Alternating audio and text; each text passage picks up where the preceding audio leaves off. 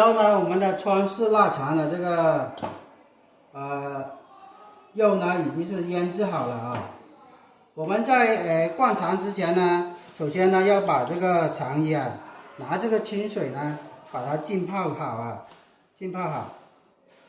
一般呢我們這個腸衣呢是即泡即用的啊，這個也不需要其他的去處理了，另外處理了，就直接泡直接用的。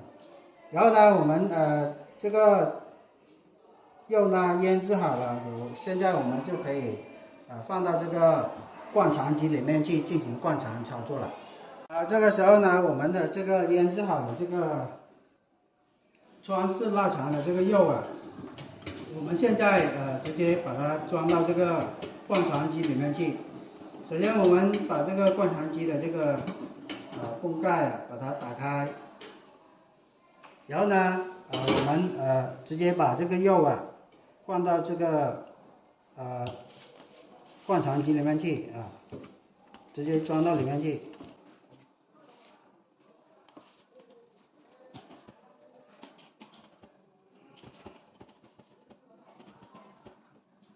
装到裡面去之後呢，我们就可以直接灌肠操作了。我们在灌臘腸之前呢，要把這個腸衣啊，套到這個灌腸桶裡面去。首先我們找到這個腸衣的這個頭，然後呢直接套到這個灌腸桶裡面去，然後把這個腸衣全部捋進。捋到這個腸衣這個灌腸桶。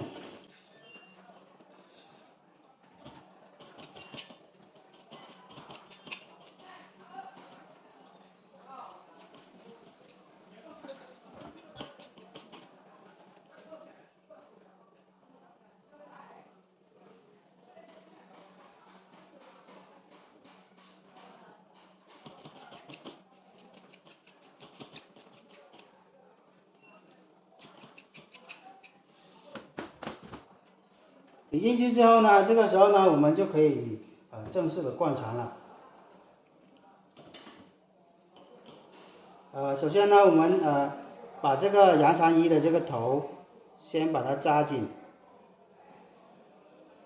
不要讓這個豬肉呢露出來。然後呢，我們左手呢輕輕的按住這裡，抓住這裡，然後呢，右手呢轉動這個臘腸機。讓它就是這個肉呢擠壓出來，灌到這個腸衣裡面去。我們灌腸的時候呢，要勻速，不要快速啊。勻速的情況呢，它這個臘腸呢就灌得比較飽滿，然後呢，它這個大小呢就比較均勻了。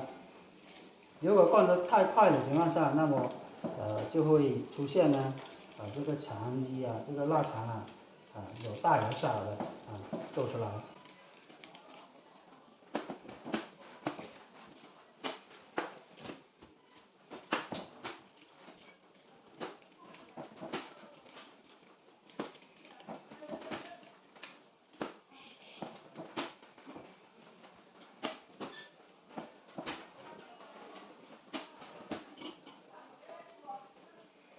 灌好之後呢，我們再捋一下。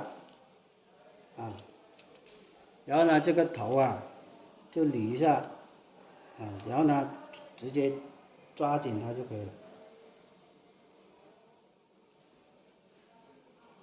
好，這個時候呢，我們的這個川式臘腸呢已經是灌好，現在我們做下一步的操作。好了，這個時候呢，我們的這個川式臘腸已經是灌好了，現在我們直接進行這個紮線處理。就是把這個臘腸紮成一節一節的，每一節的話的長度都一樣的。首先我們把這個灌好的臘腸放到這個紮線機裡面去，然後呢，我們把這個臘腸拉出來一點，先紮一節，大概是在12公分這樣子，先拿這個毛線來把它紮緊。然後呢，我們再拉出來12公分這樣子。然後這個時候呢，我們就可以開始扎線操作了。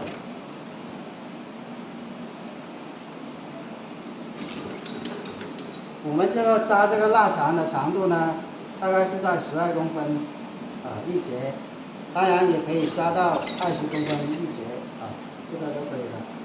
長度根據自己的要求來去定就可以。我們沒有這個扎線機的情況下，就直接用這個手工來扎就可以了。這個手工扎速度呢可能就會慢一些，但是呢也不礙事。